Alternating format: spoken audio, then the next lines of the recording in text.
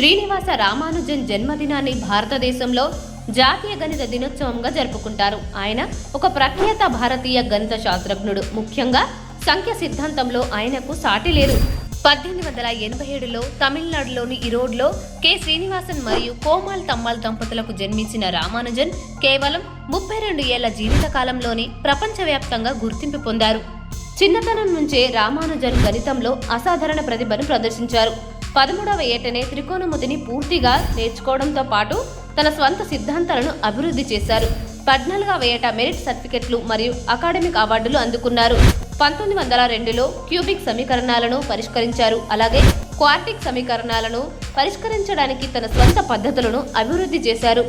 1903లో 16వ ఏట ఆయన తన స్నేహితుని ద్వారా a synopsis of elementary results in pure and applied mathematics అనే పుస్తకాన్ని పొందారు. ఇందులో 5000 సిద్ధాంతాలు ఉన్నాయి. ఈ పుస్తకం ఆయన గణిత ప్రయాణానికి గొప్ప ప్రేరణగా నిలిచింది.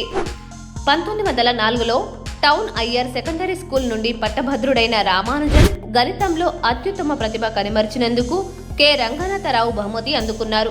పాఠశాల ప్రధానోపాధ్యాయుడు కృష్ణస్వామి అయ్యర్ ఆయనను అత్యుత్తమ విద్యార్థిగా ప్రశంసించారు. రామానుజన్ సంఖ్య సిద్ధాంతం, అనంత శ్రేణులు మరియు గణిత విధుల్లో చేసిన కృషి గణిత శాస్త్రంలో కొత్త మార్గాలను తెరిచింది. ఆయన ముఖ్యమైన కృషిలో హార్డీ రామానుజన్ అసిమ్ప్టోటిక్ ఫార్ములా మరియు రామానుజన్ సాటో సిరీస్ ఉన్నాయి.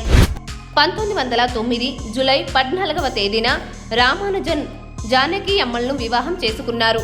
1918లో రామానుజన్ రాయల్ సొసైటీ ఫెలోగా ఎన్నికయ్యారు. ఇది ఆయన గణిత ప్రతిభకు గౌరవ సూచకంగా నిలిచింది. రామానుజన్ జ్ఞాపకార్థం అప్పటి ప్రధానమంత్రి మన్మోహన్ సింగ్ డిసెంబర్ 22న జాతీయ గణిత దినోత్సవంగా ప్రకటించారు.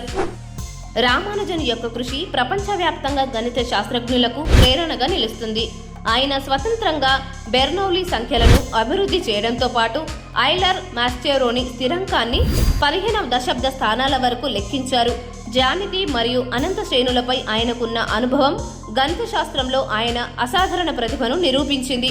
తక్కువ శిక్షణతోనే ఆయన సహజ ప్రతిభ మరియు గణితంపై ఉన్న అంకిత భావం గణిత శాస్త్రానికి చిరస్థాయిగా నిలిచే కీర్తిని అందించింది.